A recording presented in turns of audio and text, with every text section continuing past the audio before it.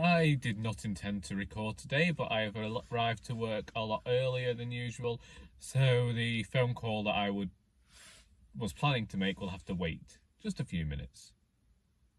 So I thought, why not just come and rant and rave at the internet for no good reason, because I've been awake for 3 hours and I'm feeling particularly irked by the entire fucking world at the moment, because that's what happens.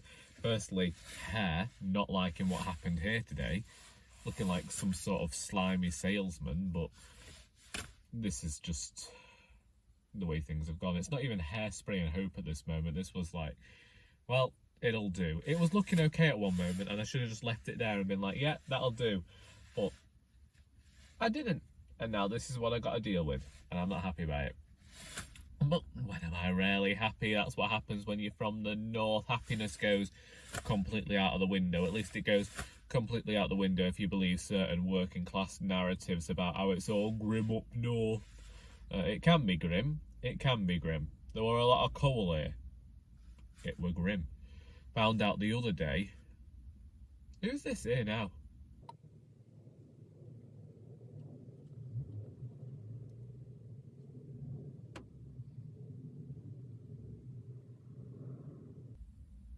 Ugh. That was a creep from across the road.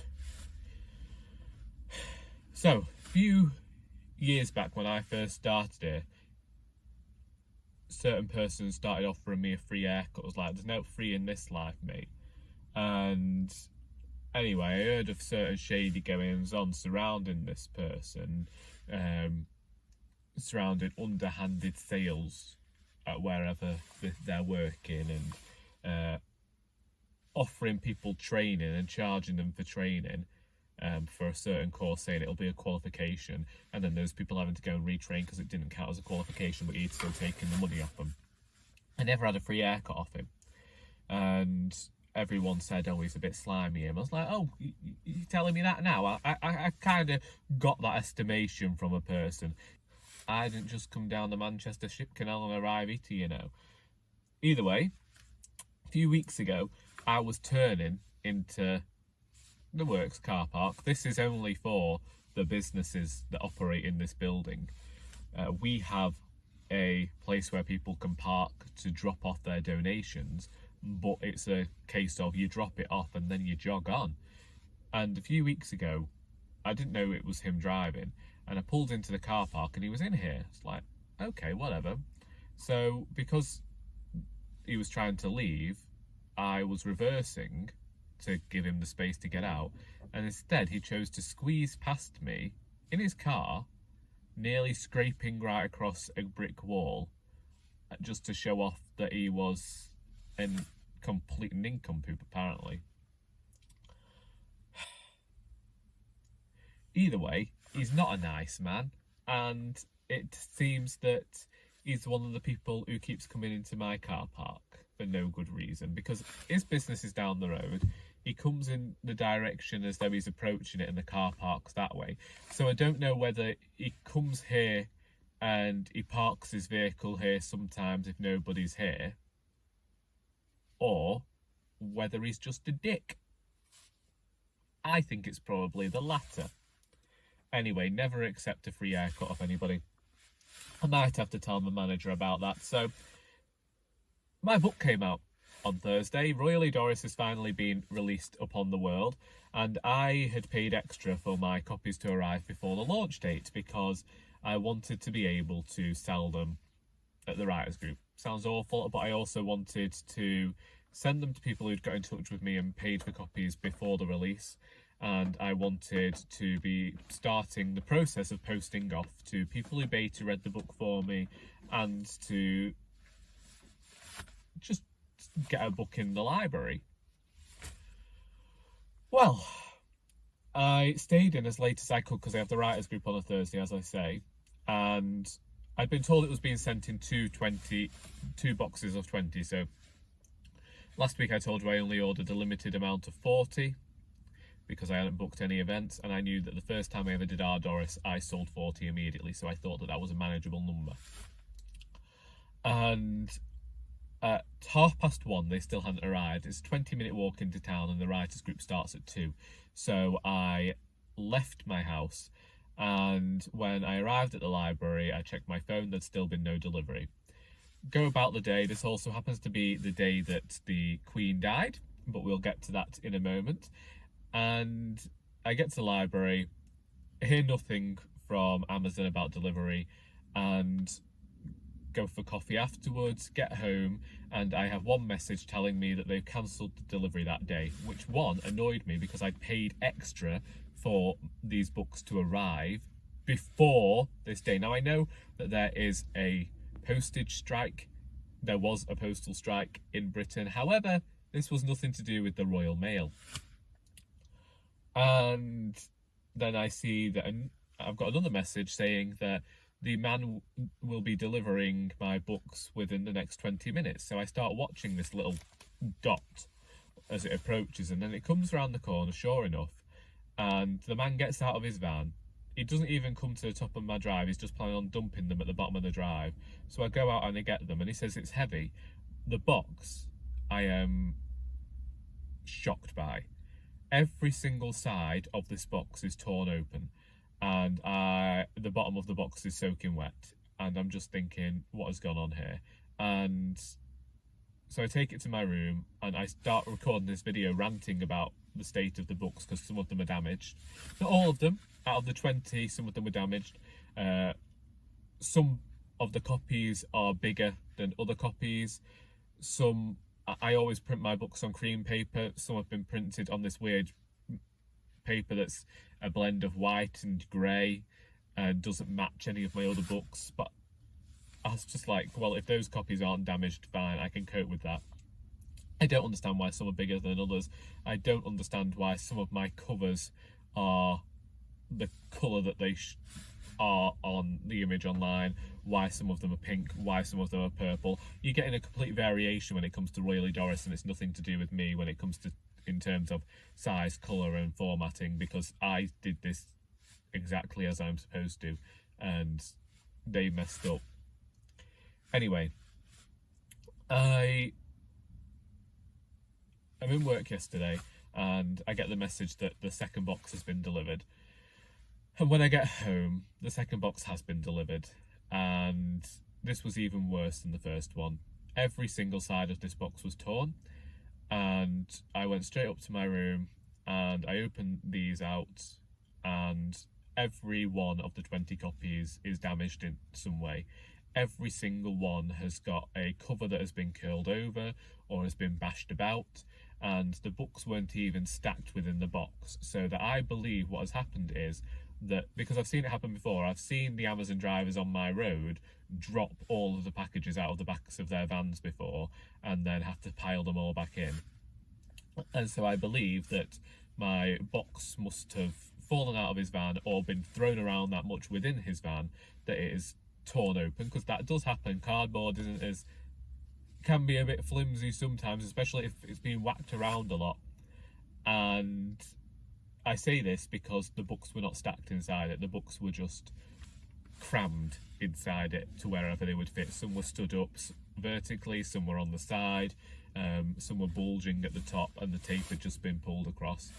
And so I was disappointed, and I immediately got onto their customer chat, where I was informed that I will have to speak to the refund people after they have analysed the pictures that I have sent them. And I'm like, what analysis is there? Every one of these books is damaged, and we'll see what happens. If they don't refund me, I don't know what I'll do. I usually donate books to the libraries anyway, so I'll have to find 20 libraries to donate to, because I wouldn't feel right selling them.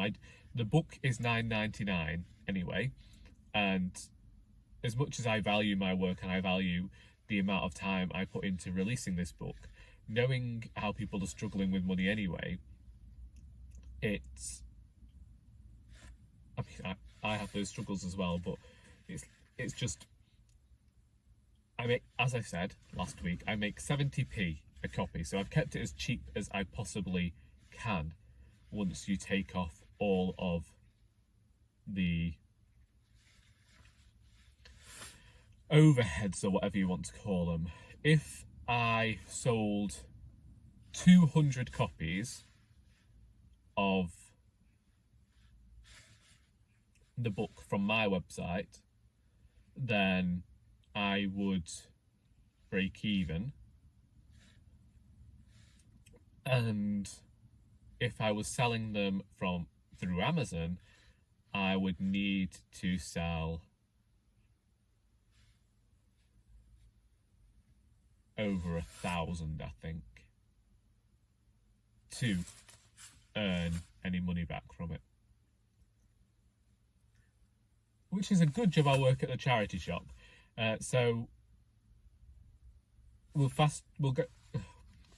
talk about yesterday at work, because we were in work yesterday and my manager's purse got stolen from the back room.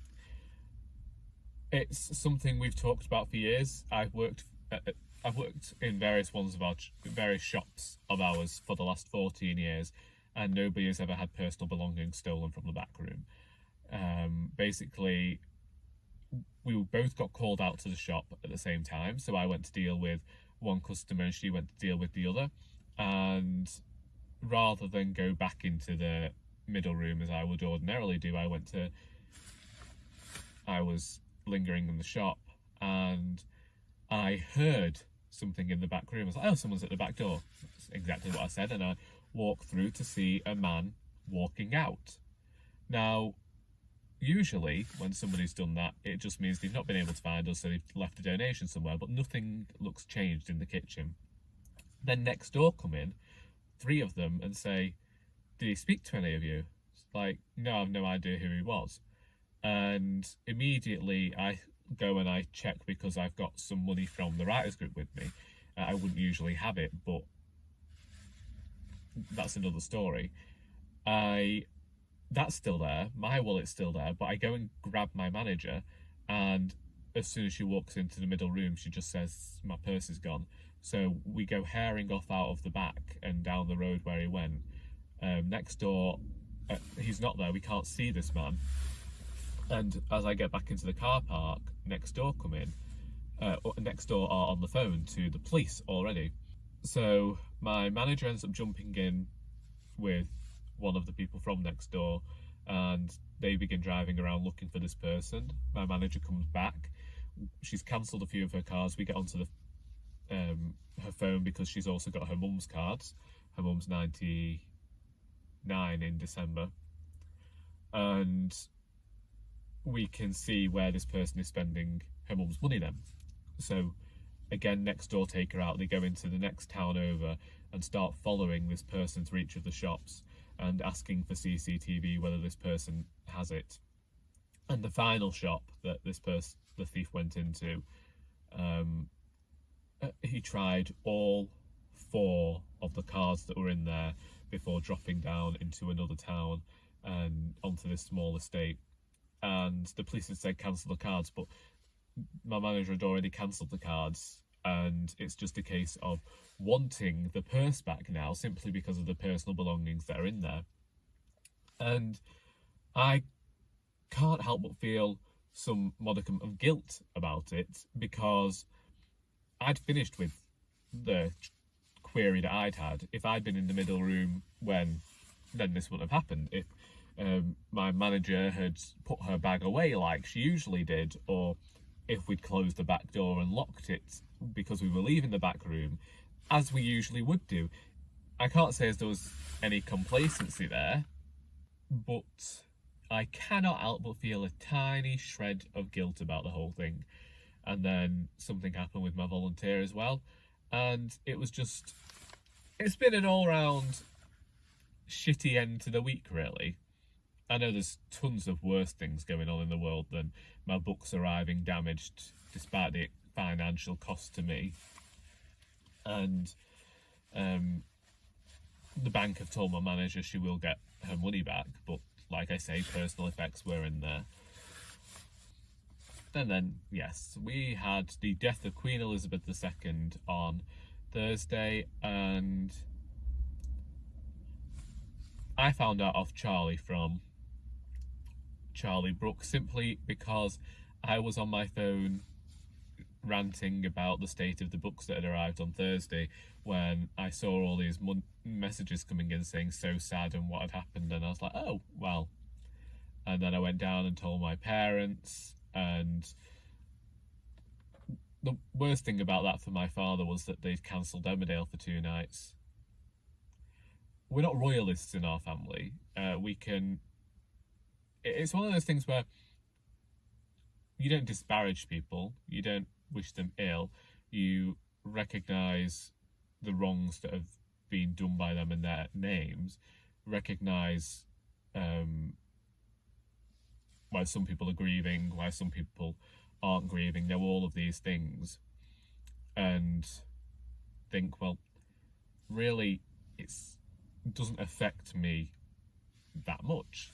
But part of me still has that thing that has to be a little bit respectful when someone's only just died, regardless of what any personal feelings we might have about a situation are. And I don't know, I am not the person to talk about these things because I never knew her. I know that she waved at my mother in 1977 when celebrating the Silver Jubilee, and my mother was ill in her bedroom, so she got a wave up to her bedroom window from the Queen.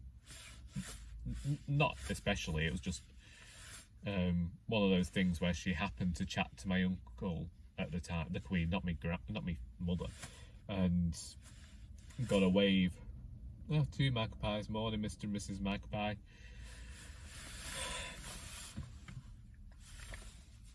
But yeah, that's not something that I can really talk about because, well, it's just been a funny old week, hasn't it? In fact, why did I say it's been a crap end to the week? We got a crap start to the week when flaming Liz Truss was signing, but I was always going to be unhappy whoever got in because I'm not a Tory. I'm not a staunch Tory. I'm not a Tory in sheep's clothing, as this want to say. I mean, flaming heck. Talk about being a bit out of touch. Well, when you say, we think everybody in this country is a Tory, they just don't want to admit. I mean, you got to be good if you think that. You got to be so far up your own arse you can form your own flaming tracheotomy, haven't you? If you think that people are allowed different opinions, people are allowed to think and live their lives entirely differently. We ain't all the same. It wouldn't be a good society if we were all the same, but to believe that we are all the same and all striving for the same things is completely false. Personally, I think we got it wrong from day one. Year dot, I think we got it wrong as people.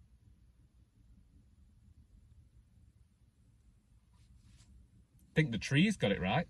Apart from the fact that trees have to spend all their time outside, but they're constantly regenerating, aren't they? Unless they get diseased, they're constantly regenerating. You don't see trees fighting with each other. Well, you do sometimes. Some of them can be pests to others and choke others. But you know what I mean. You know what I'm trying to say. I think the trees got it right. I think certain insects got it right. They're here for a day and then they're off.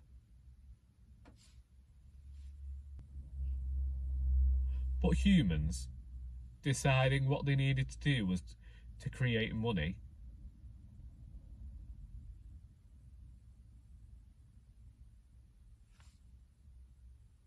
Corrupt everything. Destroy everything.